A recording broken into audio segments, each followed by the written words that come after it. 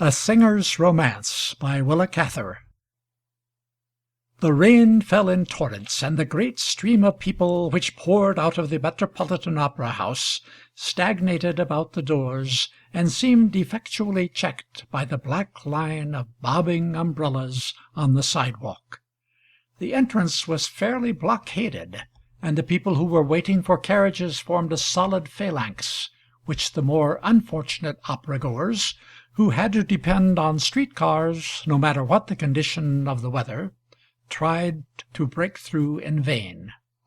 There was much shouting of numbers and hurrying of drivers, from whose oilcloth-covered hats the water trickled in tiny streams, quite as though the brims had been curved just to accommodate it.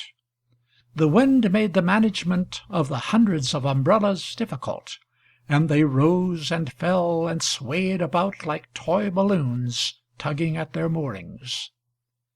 At the stage entrance there was less congestion, but the confusion was not proportionally small, and Frau Selma Schumann was in no very amiable mood when she was at last told that her carriage awaited her. As she stepped out of the door, the wind caught the black lace mantilla wound about her head, and lifted it high in the air in such a ludicrous fashion that the substantial soprano cut a figure much like a malicious Beardsley poster. In her frantic endeavor to replace her sportive headgear, she dropped the little velvet bag in which she carried her jewel-case. A young man stationed by the door darted forward and snatched it up from the sidewalk, uncovered his head, and returned the bag to her with a low bow. He was a tall man, slender and graceful, and he looked as dark as a Spaniard in the bright light that fell upon him from the doorway. His curling black hair would have been rather long even for a tenor, and he wore a dark mustache. His face had that oval contour, slightly effeminate, which belongs to the Latin races. He wore a long black ulster, and held in his hand a wide-brimmed black felt hat. In his buttonhole was a single red carnation. Frau Schumann took the bag with a radiant smile, quite forgetting her ill-humor. "I thank you, sir," she said graciously. But the young man remained standing with bared head, never raising his eyes. "Merci, monsieur," she ventured again, rather timidly, but his only recognition was to bow even lower than before, and Madame hastened to her carriage to hide her confusion from her maid, who followed close behind. Once in the carriage, Madame permitted herself to smile and to sigh a little in the darkness, and to wonder whether the disagreeable American prima donna, who manufactured gossip about every member of the company, had seen the little episode of the jewel bag. She almost hoped she had. This Signorino's reserve puzzled her more than his persistence. This was the third time she had given him an opportunity to speak, to make himself known, and the third time her timid advance had been met by silence and downcast eyes. She was unable to comprehend it. She had been singing in New York now 8 weeks, and since the first week this dark man, clad in black, had followed her like a shadow. When she and Annette walked in the park, they always encountered him on one of the benches. When she went shopping, he sauntered after them on the other side of the street. She continually encountered him in the corridors of her hotel. When she entered the theater, he was always stationed near the stage door, and when she came out again, he was still at his post. One evening, just to assure herself, she had gone to the opera house when she was not in the cast, and as she had hoped, the dark signor was absent. He had grown so familiar to her that she knew the outline of his head and shoulders a square away, and in the densest crowd her eyes instantly singled him out. She looked for him so constantly that she knew she would miss him if he should not appear. Yet he made no attempt whatever to address her. Once, when he was standing near her in the hotel corridor, she made pointless and incoherent inquiries about directions from the bell-boy, in the hope that the young man would volunteer information, which he did not. On another occasion, when she found him smoking a cigarette at the door of the Holland as she went out into a drizzling rain, she had feigned impossible difficulties in raising her umbrella. He did indeed raise it for her, and, bowing, passed quickly down the street. Madame had begun to feel like a very bold and forward woman, and to blush guiltily under the surveillance of her maid. By every doorstep, at every corner, wherever she turned, whenever she looked out of a window, she encountered always the dark Signorino, with his picturesque face and Spanish eyes, his broad-brimmed black felt hat set at an angle on his glistening black curls, and the inevitable red carnation in his buttonhole. When they arrived at the hotel, Antoinette went to the office to ask for Madame's mail, and returned to Madame's rooms with a letter which bore the familiar postmark of Monte Carlo. This threw Madame into an honest German rage, refreshing to witness, and she threw herself into a chair and wept audibly. The letter was from her husband, who spent most of his time and her money at the casino, and who continually sent urgent letters for reinforcement. "It is too much, 'Toinette, too much," she sobbed. "He says he must have money to pay his doctor. Why, I have sent him money enough to pay the doctor bills of the royal family. Here am I singing 3 and 4 nights a week. No, I will not do it." But she ended by sitting down at her desk and writing out a check, with which she enclosed very pointed advice, and directed it to the suave old gentleman at Monte Carlo. Then she permitted 'Toinette to shake out her hair, and became lost in the contemplation of her own image in the mirror. She had to admit that she had grown a trifle stout, that there were many fine lines about her mouth and eyes, and little wrinkles on her forehead that had defied the arts of massage. Her blonde hair had lost its luster, and was somewhat deadened by the heat of the curling-iron.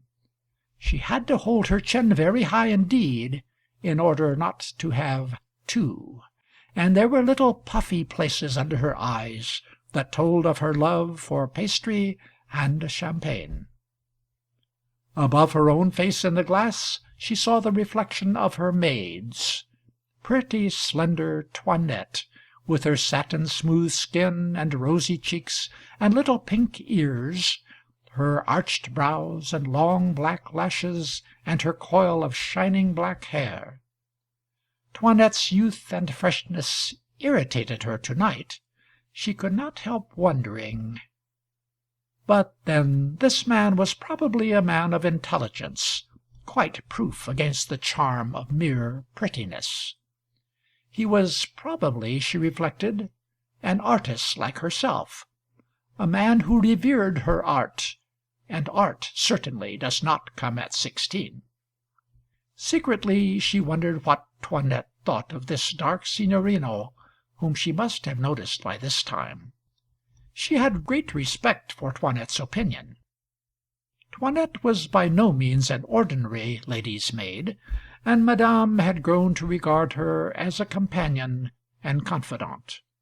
She was the child of a French opera singer who had been one of Madame's earliest professional friends, and who had come to an evil end and died in a hospital, leaving her young daughter wholly without protection. As the girl had no vocal possibilities, Madame Schumann had generously rescued her from the awful fate of the chorus by taking her into her service. "You have been contented here, 'Toinette? You like America? You will be a little sorry to leave?" asked Madame, as she said good night. "Oh yes, Madame, I should be sorry," returned 'Toinette. "And so shall I," said Madame, softly smiling to herself. 'Toinette lingered a moment at the door. Madame will have nothing to eat, nor refreshment of any kind?" "No, nothing to-night, 'Toinette." "Not even the very smallest glass of champagne?" "No, no, nothing," said Madame impatiently. 'Toinette turned out the light and left her in bed, where she lay awake for a long time, indulging in luxurious dreams. In the morning she awoke long before it was time for 'Toinette to bring her coffee, and lay still with her eyes closed, while the early rumble of the city was audible through the open window. Selma Schumann was a singer without a romance. No one felt the incongruity of this more than she did. Yet she had lived to the age of 42 without ever having known an affaire de coeur. After her debut in grand opera she had married her former singing teacher, who at once decided that he had already done quite enough for his wife and the world in the placing and training of that wonderful voice, and lived in cheerful idleness, gambling her earnings with the utmost complacency. And when her reproaches grew too cutting, he would respectfully remind her that he had enlarged her upper register 4 tones, and in so doing had fulfilled the whole duty of man. Madame had always been industrious and an indefatigable student. She could sing a large repertoire at the shortest notice, and her good nature made her invaluable to managers. She lacked certainly that poignant individuality which alone secures great eminence in the world of art, and no one ever went to the opera solely because her name was on the bill. She was known as a thoroughly competent artist, and as all singers know, that means a thankless life of underpaid drudgery. Her father had been a professor of etymology in a German university, and she had inherited something of his taste for grubbing, and had been measurably happy in her work. She practised incessantly, and skimped herself, and saved money, and dutifully supported her husband, and surely such virtue should bring its own reward. Yet when she saw other women in the company appear in a new tiara of diamonds, or saw them snatch notes from the hands of messenger boys, or take a carriage full of flowers back to the hotel with them, she had felt ill-used, and had wondered what that other side of life was like. In short, from the wastes of this humdrum existence, which seems so gay to the uninitiated, she had wished for a romance. Under all her laborious habits and thrift and economy, there was left enough of the unsatisfied spirit of youth for that. Since the shadow of the dark Signorino had fallen across her path, the routine of her life, hitherto as fixed as that of the planets or of a German housewife, had become less rigid and more variable. She had decided that she owed it to her health to walk frequently in the park, and to sleep later in the morning. She had spent entire afternoons in dreamful idleness, whereas she should have been struggling with the new rôles she was to sing in London. She had begun to pay the most scrupulous attention to her toilettes, which she had begun to neglect in the merciless routine of her work. She was visited by many massageuses, for she discovered that her figure and skin had been allowed to take care of themselves, and had done it ill. She thought with bitter regret that a little less economy and a little more care might have prevented a wrinkle. One great sacrifice she made: she stopped drinking champagne. The sole one of the luxuries of life she had permitted herself was that of the table. She had all her countrywomen's love for good living, and she had indulged herself freely. She had known for a long time that champagne and sweets were bad for her complexion, and that they made her stout, but she had told herself that it was little enough pleasure she had at best.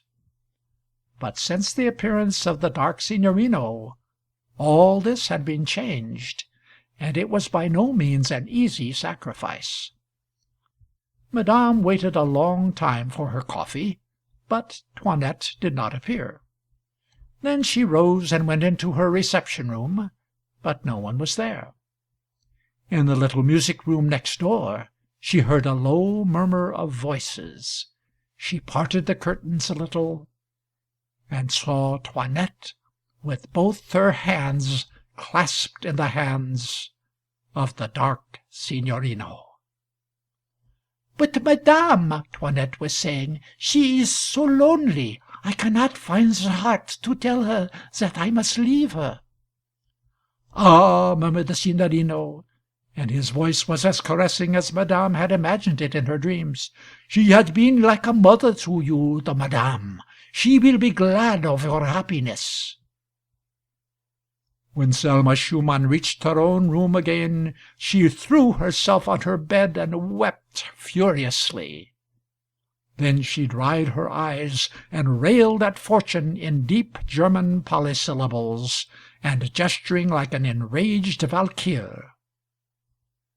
Then she ordered her breakfast and a quart of champagne. End of A Singer's Romance by Willa Cather,